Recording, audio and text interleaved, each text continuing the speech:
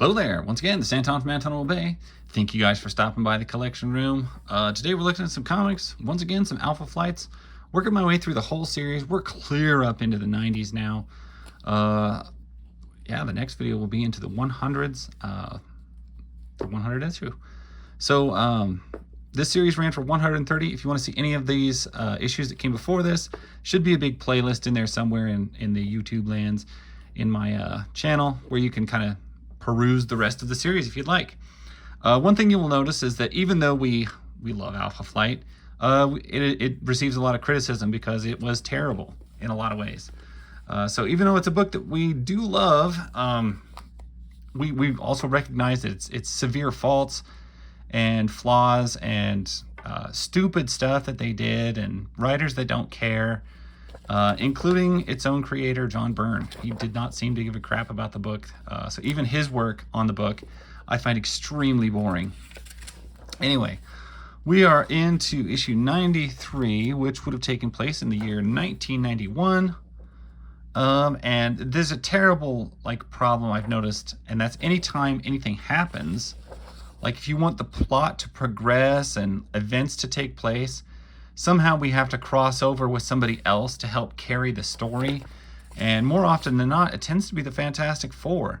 So when the Fantastic Four is in their book, get ready for something to actually happen. Now, the problem that happens is that like the first big fight with the Master and all their didn't take place in their own book. It took place in the Fantastic Four. It goes somewhere else.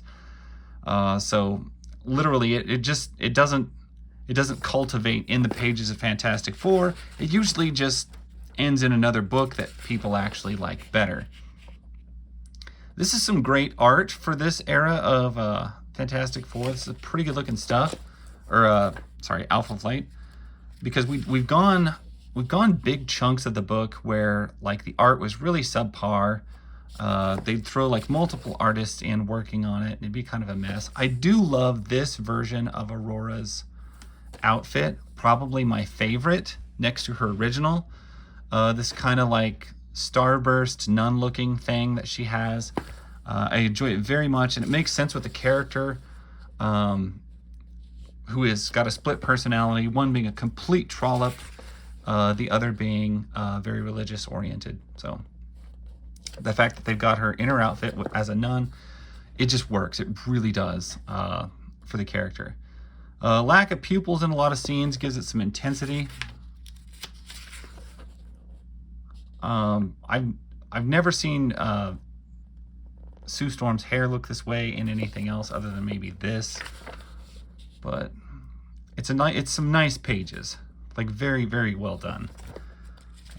Cranking up a story arc here. I can't remember exactly what the story arc is that we're wrapping. That is disgusting. Is that the Watcher? Like a baby? That's kind of gross, weird.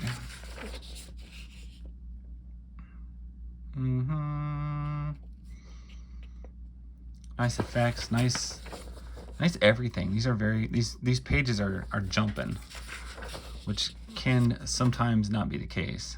Even with the original John Byrne art, his art is fine. He just drew them doing super boring things because he didn't care for his own creation. That's 93 up to issue 94. Alpha Flight versus the Fantastic Four. There's more members of Alpha Flight, but they got way crappier powers, so I don't know who would win that fight. Michael Bear, a penciler. I think that's the guy from last issue. I'd say yeah, because this is looking fantastic. Very, very well textured pages. Lots of stuff going on. I would say Sasquatch is probably stronger than Ben Grimm, but Ben Grimm has been around in a lot more fights, so he's probably a lot smarter, would be my guess, when it comes to fights. Then again, you say that, and it's well, Wolverine has been around forever, and he is one of the dumbest fighters ever, throwing himself headfirst into a hail of bullets.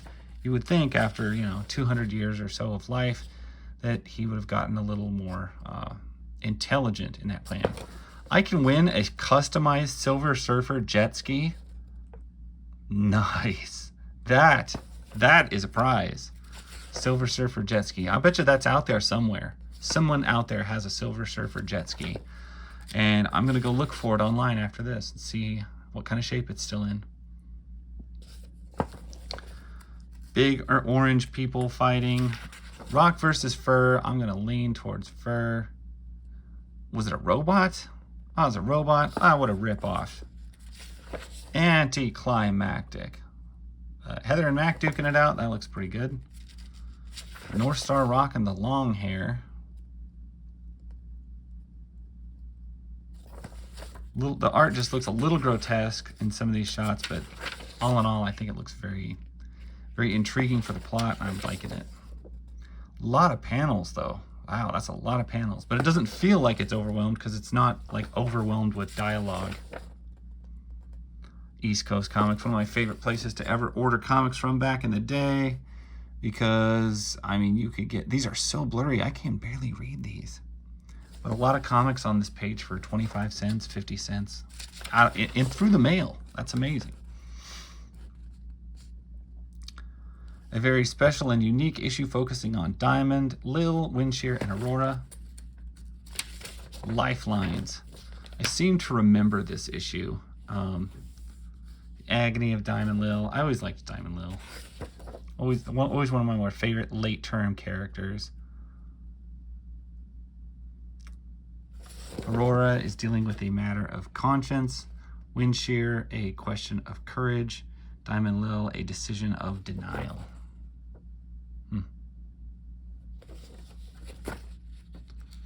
Personal demons. Alpha Flight always seems to fight in amongst themselves more than they do bad guys, and this would be a case of them fighting internal demons in battles. And the pages are roughly cut on this, making it very difficult to separate. Very introspective. You can see she's back at the cathedral, dealing with her faith, nuns and whatnot.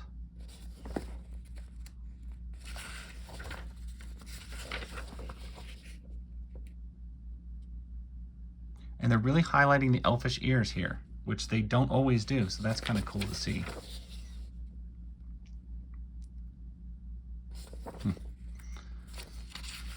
If I remember right, this was a pretty cool story and issue. Windshear, I don't remember his story arc that well. Now that they say something about courage, I do seem to remember him being struggling with courage in his battles and stuff, and trying to be brave enough to fight some of the fights that they fight. That was a weird sentence. Fight some of the fights that they fight.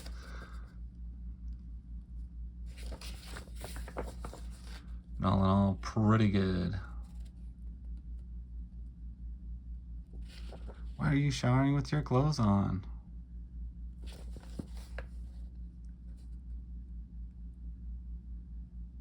Poor Diamond Lil. We've already seen some of the struggles of Heather throughout the whole series. Puck, definitely. Purple Girl.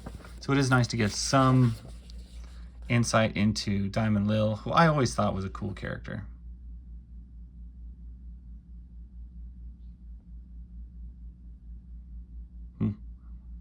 Breast cancer. I forgot about the breast cancer.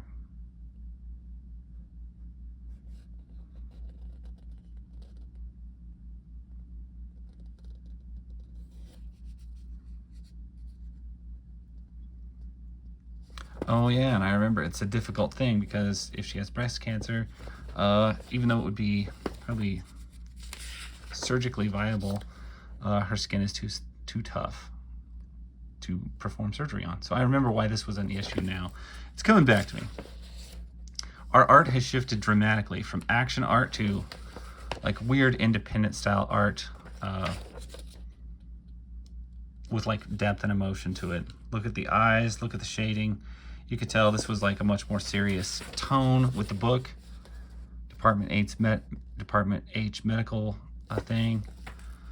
I would think, gosh, I would think somebody like Kitty Pryde would be able to perform a an operation like that on somebody, but I have to see. Their jobs may soon be over because in 30 days, the master of the world. We're always hearing he's going to come back, and when he does, is it anything to write home about? Nah, not really. It always seems to be kind of a anticlimactic thing.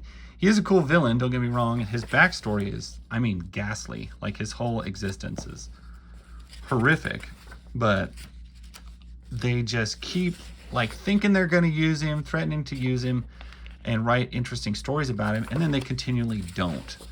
They bomb it out every time. Sometime, and he's one of the stories that they've even farmed out to the Fantastic Four for somebody else to deal with, and it's ridiculous. Give the character his due. Give him his play.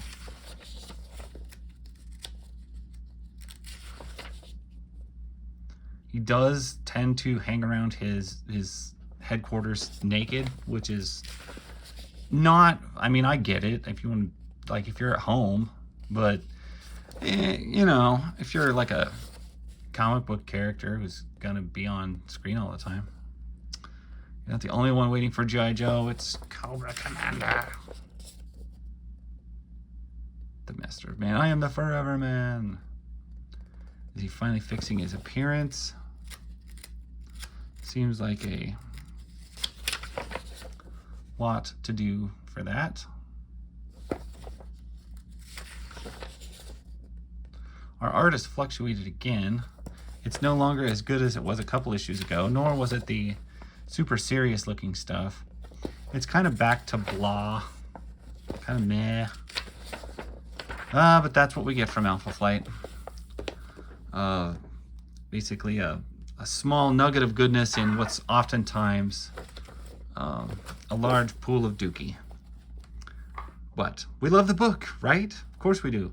That's why we watch videos about it and make videos about it, and that's why we collected them so many times. Because even though it's a bad book, there's something captivating about it. And what can I say? That's why we have them, right? Anyway, thank you guys for watching. We'll catch you guys later. That's my story. Bye.